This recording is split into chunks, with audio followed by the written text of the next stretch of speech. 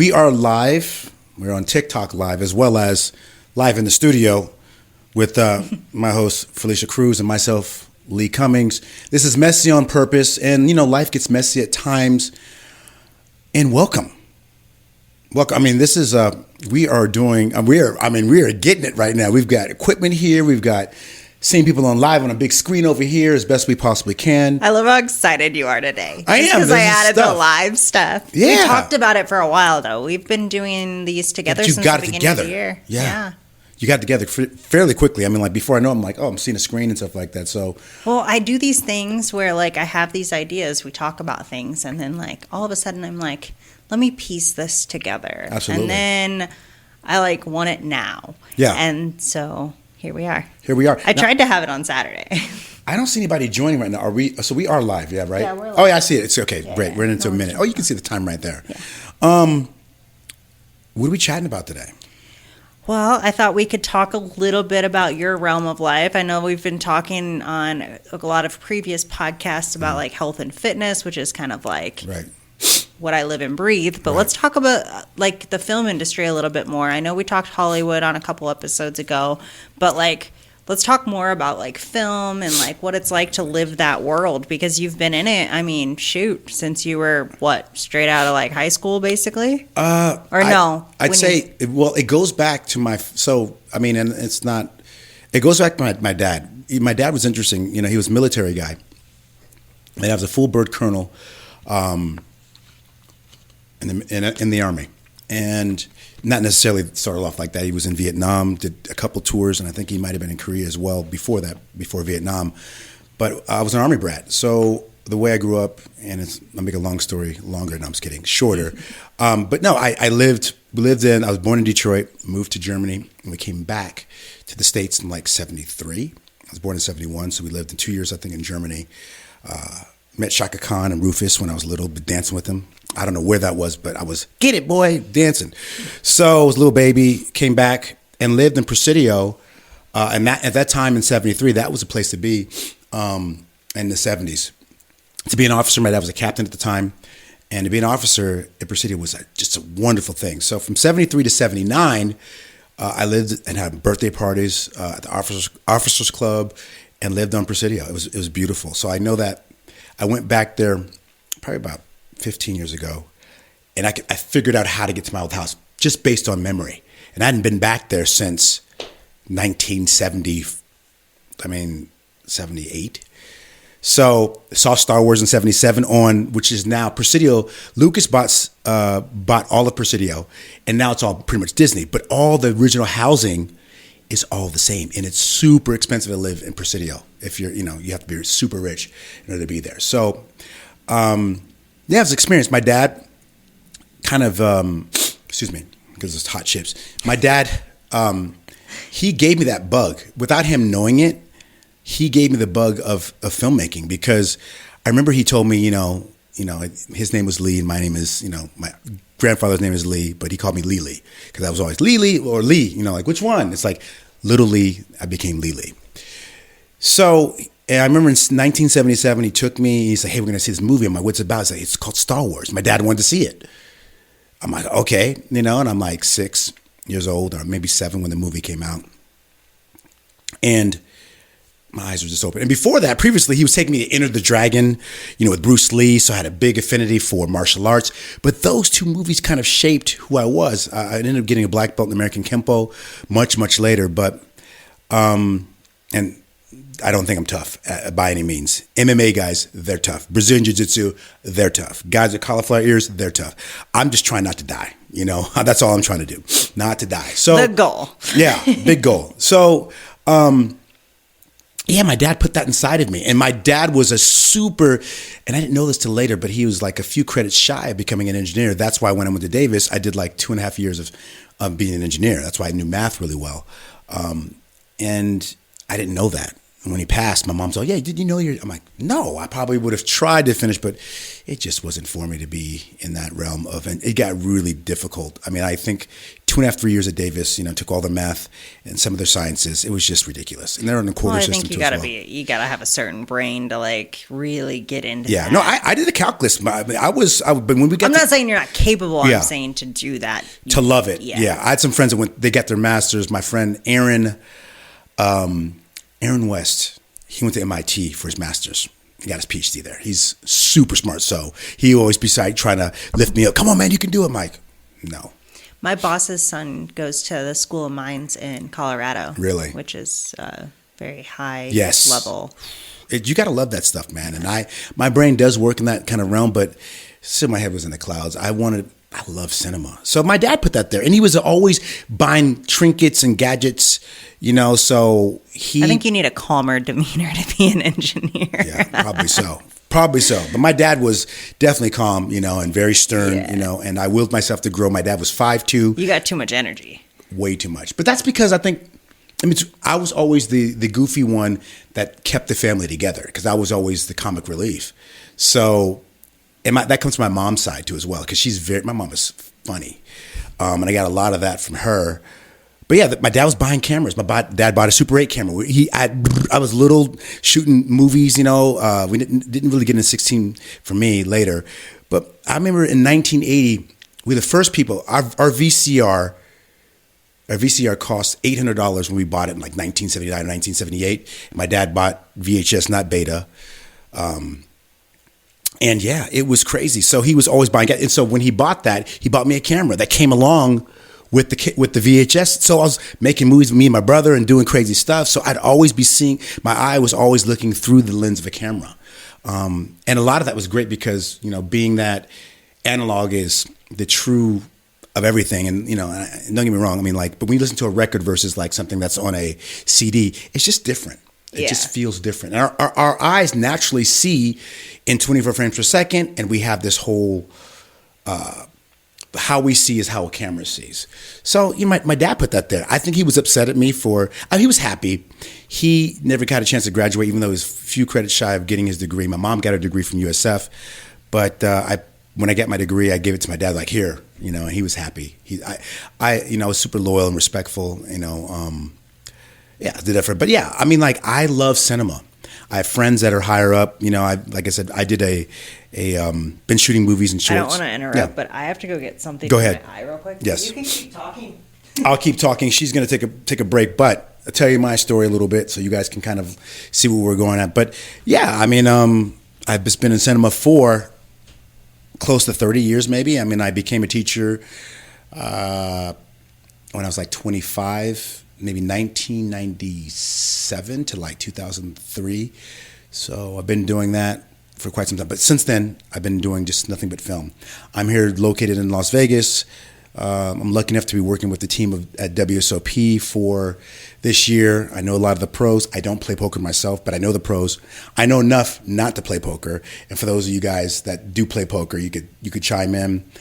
Met some of the top pros, Dan Negreanu, Phil Hellmuth, who's considered the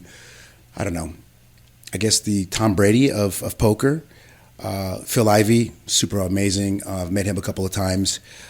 Shot some things at his party. He had a party like maybe about 3 years ago. Saw Marshawn Lynch there because one of my good friends, his name is the shoe surgeon, Dominic Ciamboni. He's pretty damn amazing. Go to his site if you want some shoes that cost $10,000. Reimagined. He makes so Dominic Ciamboni is from my hometown, Santa Rosa. He lived in Sebastopol, and I've known of Dom for a long time, but we've have friends that are together, and we're talking about the shoe surgeon now, which is kind of leading into some like creative stuff. But he makes the top-notch, like reimagined Nikes. And they start off like limited, like about 5,000. So he made shoes for Justin Bieber, shoes for LeBron James, all these people that you might know that love tennis shoes. So I was telling them about the story when I saw Marshawn Lynch at a party here in Vegas because I was shooting some stuff for the WSOP, and he hates cameras, so he didn't talk to me. But they were all surrounded around my old school buddy of mine, and I called my friend Nico. And I said, Nico, I want to get an interview with Dom. And like Dom's super nice, but I called her, and she's like, FaceTime me. And I FaceTime, like, Dom. And he was in an interview, and I FaceTime, and he just stopped the interview. Wait. He's like, Nico? He's like, yeah. It's like, this is my boy Lee. He's from the same area as us. You better give him an interview. Because not like he wasn't going to give us an interview, but he did. So we got an interview with Dominic Shamboni. He's like the top-notch shoe guy. And that's why all these pros from football to whatever, with Curry, whoever is always with, they love him because he makes these super reimagined. I mean, he'll take snakeskin and redesign some Jordans, and it's dope. It's really cool. I'm not really off topic, but it's more of a creative foot. But they're with me. We talked a little bit about how my journey's been as a filmmaker, and it's been interesting. I thought I would shoot another feature. For those that are just coming in, my name is Lee Cummings. My host, Felicia Cruz. I shot a film called Starlight, 2 words it's on Apple TV now, which is interesting. Kind of got bombarded with not really negative reviews, but it's a movie a cool movie you can shoot for about $1 million. Stars Scout Taylor Compton. She's also the voice in an anime that's just Devil May Cry for those who like anime. That's out. The 2nd season's out right now. She's the voice. A fun debate or not even a debate. You can try to explain to me, because multiple people have, the difference between anime and what is the other one? Animation. Yeah. See, you don't have to do that right now. But I'm just saying we can go. But it does do a film. I think because I don't get how all of these cartoons are different. They're just different. Cartoons. They just hit. I mean, people out there, and we don't get into it too much, but right now, I'm just gonna say peak animation right now is. It took 7 years to make. I think 1 season, Witch Hat. RTA, and it is, I'm literally crying, and I'm a big JJK fan, a big Solo Leveling fan. I can't get into One Piece only because there's too many episodes, and I know I'm talking over your head right now, but for anybody that watches anime, please just say, yeah, what's up, and you guys can hear us. Oh, I'm sure there's people that understand most of what you say. You know me. Yeah. Me. It's okay. My level of film celebrity knowledge is very, very, very minimum. Mm-hmm. And it's okay. I mean, guys, if we get enough people in here at some point, and if you guys will address this issue, I'm trying to get here to watch Star Wars and what a big deal that is. I mean, maybe some people, will say. If you can get 50 comments on one of these lives, 50 comments on the live. It has to be on one, though, all on one, because it's the only way to track it, because I'm not going to keep a spreadsheet. Put Star Wars, each person. I mean, I see you, Casey, please, somebody. I mean, I need her to see Star Wars. It's not I'd much rather, Star Wars is a big deal for me, but maybe not for other people too as well. But for us Gen Xers out here, I don't know, it's mind blowing. I mean, George Lucas to me, he didn't direct the best Star Wars. The best Star Wars is Empire Strikes Back. I'll fight anybody. Rogue One's pretty nice too as well. So I know I'm talking, you don't even know what I'm talking about. What's cool? And this is not the non sequitur. I can see the time right there. Yes, you can. Okay, so I don't even need my phone anymore. But back to cinema. Man, I swear to God. So I want to know through the comments here, what is your best, do you like cinema? What is your favorite film in your top 10? In my top 5 and maybe my top 3, not directors, but I do love Scorsese, but I will say this.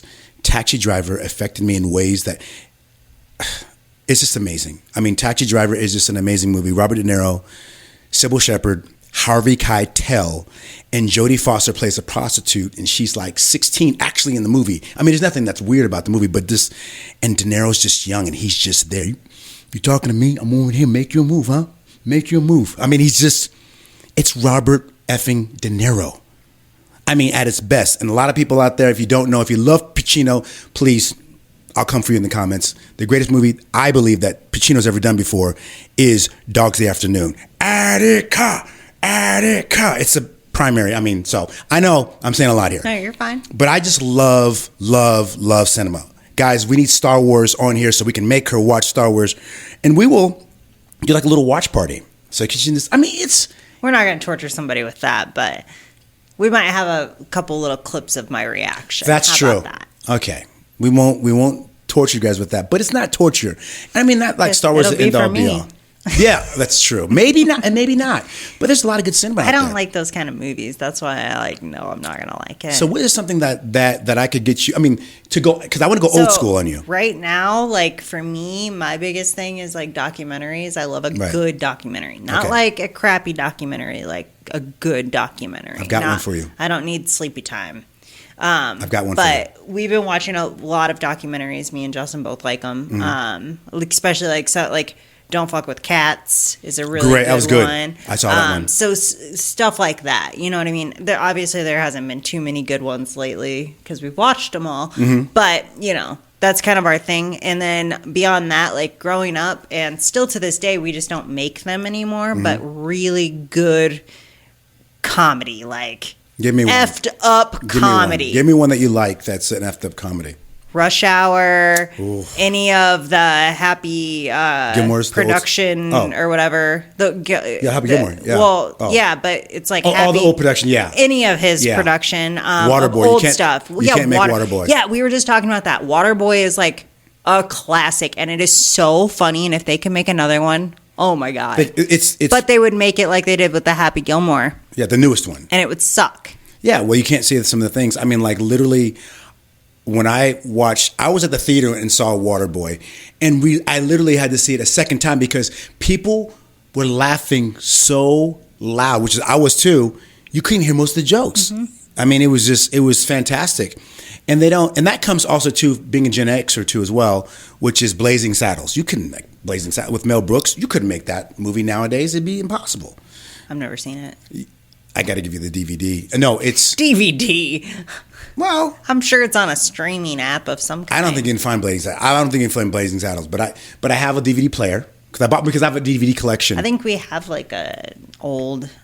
I've got one PlayStation or something. Oh, okay, yeah, exactly. But I have all these DVDs that I could have you watch, and we could actually talk. Like, what do you think about this? I make you make one a month. That's it. So, fun fact, I just was talking about, just speaking of DVDs, this morning I was talking to Justin and I was like, there was something about clutter. Oh, he's like, I don't want more stuff on the counter. I was like, didn't I say that when we moved here and I put everything in the cabinets? And you're like, why is it got to be in the cabinet? We got to get it out each time. Mm-hmm. And I was like, I just seen a meme that was like why millennials have issues with clutter. Mm-hmm. And it's literally like, the big entertainment centers, yes, full of crap and stacks of newspaper and all of this stuff. Mm-hmm. And I was like, yeah, I have and I didn't even grow up with it that bad. Justin had way more of that than I had. I would say mine was generally okay, but just growing up with that, the stacks of stuff, I was like, you know what I appreciate? Mm-hmm. Technology. And the reason is because we have all of these streaming apps. I don't ever have to have a DVD in my house again, have stacks of CDs, none of that. Yeah. No, it's nice. Technology has done some things. And you lose the essence of true film from someone like myself. For you. But for someone like myself, but I do love it. You're welcome for the Gen Xers that are out here. All the stuff you're using technology, we've created that stuff from microwaves to iPods to anything else we got going on here. I don't know if Mr. What's his name created the iPod, iPhone. Was he a baby boomer? Or was he a Gen? He wasn't Gen X. He was. I think it might have been a baby boomer. Well, he passed away of cancer. You guys know what I'm talking about, man. The inventor of Apple, Steve Jobs. I don't know if Steve Jobs was a baby boomer or Gen X, but I don't know. I think he might have. But anyway, the technology's been. I went to school without a phone. We invented the word "f around and find out." We'd show up and be like, "What'd you say about me?" And I don't know how we're like little friggin' pirates. We used maps to get around. I remember having a pizza job at Round Table Pizza, and you had to know the area. There was not a app you put in to find the addresses. You had to know. We were talking about. Remember MapQuest? Mm-hmm. Yeah. You had to print this out and then follow the directions. Yeah, you grew up with that too as well. Yeah, just it's crazy to know that stuff. But yeah, it's interesting to how technology changed a lot of things, and with that, it changed the lens on, AI now is trying to do movie type stuff, and which gets us back into that kind of comment, which is, it's interesting to see how all of this is transpiring right now. I think it can only, I know that there's always downsides to everything, right? There's going to be downsides to AI and stuff, but I think we have to embrace these new things and really capitalize on it, right? Use it to its full use, and if that means making better effects and stuff in a film, and that'll make the film better, and I think that's partially true, and you're absolutely. I think what it is that for me is that I think, and this is it is what it is. But Hollywood needs to be shaken up a little bit. There's a lot of people. Oh no, we need to destroy Hollywood, burn it down, and start over. A lot of people, and I think that one of the nullifiers, regardless, and I'm a cinema man. I mean, I love analog. I've shot 16. I shot a 16 millimeter film. I changed Tim Bellin. The Bellin brothers. They taught me how to shoot film. They did Steadicam work for 24 with Kiefer Sutherland, and they also did West Wing. So Bellin brothers worked on there, and I learned my stuff from them. They taught me, and we did TV 50 stuff. I learned a lot of stuff from the Bellin brothers, how to even use a CP16R, the old 1955 camera, what they called E&G, electronic news gathering cameras, because a lot of the news back in the day was all shot on film. So I come from that background, but I think AI is a nullifier to say, you know what, Hollywood, we can do some stuff too. So now it allows people to tell stories in a different way. Doesn't mean it's any better. It just allows more people to tell stories without being bogged down with a huge budget. So I think with everything, it's going to be good and bad, like you said. Well, and I think they've used it for good and bad too, right? I there's a lot of YouTube videos that I've seen, or even documentaries. So we were watching one, and they're using a lot of cartoons and stuff, right? But if you're gonna use AI as your B-roll, you should make it match the location at least. Yeah. So the one that we were watching, they had clips of Vegas. Well, that live here, right? We know what's real. And not. I could tell that one of the B-roll that they used wasn't here. Oh, really? Yeah. Okay. It was too green. It's pretty desolate out here in Vegas. For those who are just joining us, Fylisha Cruz, Lee Cummings. If you live in Vegas, just say hi to us. I mean, come on. Or say hi to us where you're from, because we want to know where you're from so we might be able to get some interesting topics as well. It's not always going to be that, but we want to know where you're from. We see people popping in, but nobody's saying anything. And maybe that's something, I don't know, because I can't see any. It just says join, so I don't know where that is. That's the comment box, though. It would be there. Okay, cool. There. Well, if you are, please say hi. Let us know where you're from. We'd love to know where you're from. But I was invited a long time ago to join this woman right here, Fylisha, to talk. We love talking.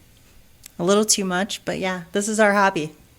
It really is. And Messy on Purpose is all about, life gets messy. We talk about different topics, daily things that are happening in our lives and what's outside in your neck of the woods or wherever in the world.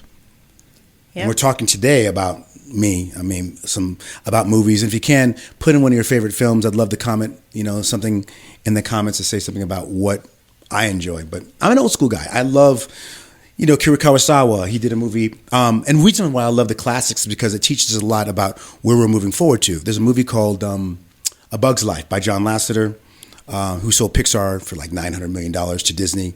And Toy Story, we got those things. But A Bug's Life with Flick, he goes out, and the story is Flick gets overrun by Hopper, who's this big, huge bug. He's like a grasshopper, named Hopper. And it's for the analogy of coming together. Yeah, and so he goes out to... He gets kicked out of his own home. He has to find a bunch of people who are misfits, a ladybug, I'm not a lady, and a bunch of other people to come back to fight Hopper. Well, if you don't know your history of film, in 1955, a great director by the name of Akira Kurosawa, a Japanese director in the 50s, has a movie called Seven Samurai.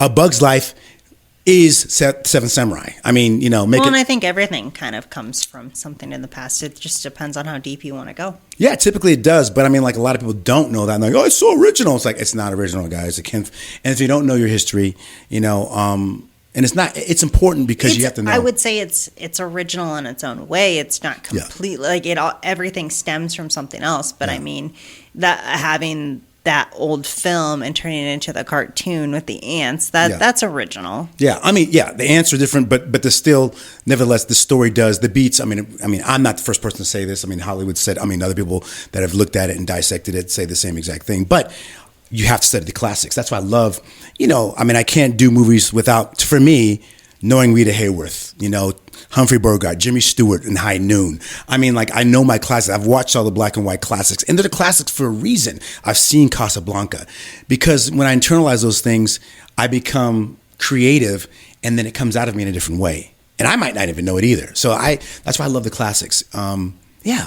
And what's crazy is that some of the movies that I watched in the 80s are becoming classics now as we get older. So classics for you, maybe not much for me. Probably classics-ish for me. Yeah. Because I grew up in the 90s. So. Right. That's true. Yeah. That's true. Yeah, you grew up in the 90s, right? Yeah. Yeah, it's maybe maybe it's more 70s films and stuff like that. But yeah, it's just each era has its own different style as we go through it. Oh man, the 90s had some really, I mean, we'll never I was a little kid though. So but like still. In the 90s, the big thing for kids was Disney. Mm-hmm. So that was mostly what I was like watching.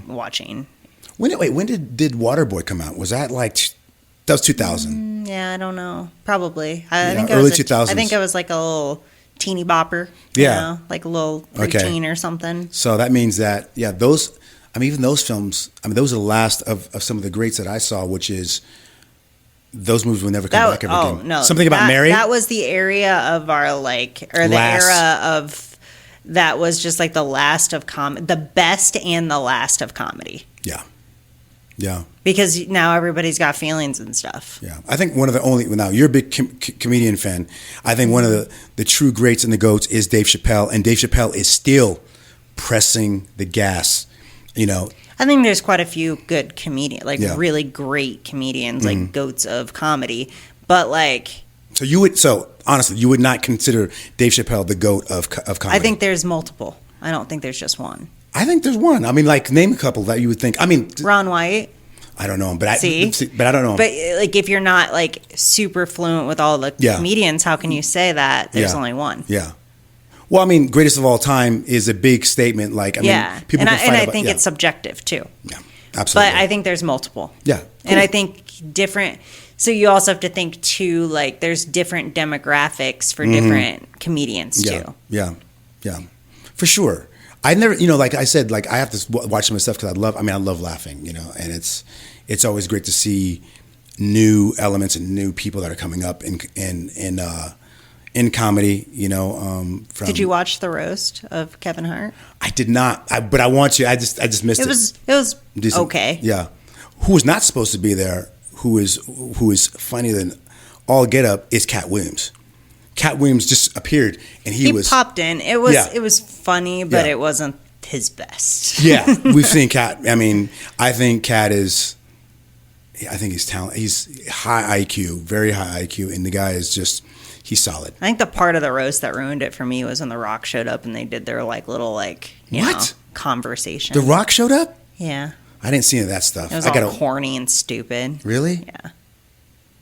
Oh, okay. Well, okay. I'm not. I do like The Rock, but something like that. It's why is he showing up? Because it's like a roast and stuff like that. Now, the best roast I've ever seen. Now, let me ask you this question: was this better than a Tom Brady roast? Because the Tom Brady roast was good. I don't know. There was parts that were really good, and there's parts that aren't. You know what I mean? And I think that was the same thing with both. Okay. I think Tony Hinchcliffe had the best set. Okay. That's dope. All right. So I got to check that out. So yeah. So I got to watch because I would like to see the difference between both. I mean, I enjoyed the Tom Brady, who one of the GOATs, the GOAT of being a quarterback. Although I'm from SF, so. I'm going to say Joe. So my problem with the Tom Brady one is I don't understand football to that level. Right. So I didn't get a lot of it. That's true. Okay. There was also some kind of sports guy at the Kevin Hart one that I didn't get the jokes either. Okay. Well, I'll have to check that out. Yeah. Now I got to check. When did that come out? 2 days ago or something like that? I don't remember when it. Maybe Sunday. Okay. Or something. We just watched it 2 days ago. I got to watch it. So. And remember I told you about the fight between Gina Carano and. Yeah, it came up on Netflix. Yeah, because it's coming out. Was it Saturday. It's coming out. I was wrong. It'll be like already out by the time this podcast releases. But that's true. Yeah, but I was wrong when it was coming out before. But anyway, I digress. But I do want to say, I think that Ronda Rousey should be fighting Cyborg and not Gina Carano. So, because she's nuts, she's scary. I only know who Ronda is. So you don't. I know who Ronda is. I don't know anyone Cyborg, else. Yeah. I'll have to show you a picture after this. You'll be like, oh my God, it's crazy. But okay, so in the comments, if we can, guys, Star Wars. If you just say Star Wars 50 times, then she has to watch it. It has to be 50 times within one of our lives. And we're going to do another one after this. So. Yeah. So, anything else? I mean, I love cinema. No, do you want to just leave off with a recommendation of maybe a classic that everyone should see? Ooh, very, very good. Let me think. Okay, a classic. Man, there's so many movies running around my head, but I feel like if you like Westerns. Not a certain like something that like everyone should see no matter what. Like this is a good movie. Outstanding. I think this affected me when I saw it, and it got its due when it went to the Oscars, and that, like, I feel like, just because it's an Oscar winner or something like that. Everything, Everywhere, All at Once was a definitive movie that I really like, that I think people should see. If you're struggling in life or whatever, because this is about like leveling up, I think as a person, I believe there's many different versions of ourselves that are, around, and we're either that worst version of ourselves or the middle of ground or maybe the best version of ourselves. I don't know, but we're always trying to attain, and I think that catching up to that person you want to be, this movie kind of looks at that. So check that out. All right, we got a recommendation for a movie, so everyone should watch it. I say that as I probably won't find it, but he's supposed to send me a list. That's right. I got to send you a list. I haven't done that, but. We ended off with that. One more time with the name. Everything, Everywhere, All at Once, I believe is the title. All right. Well, check it out.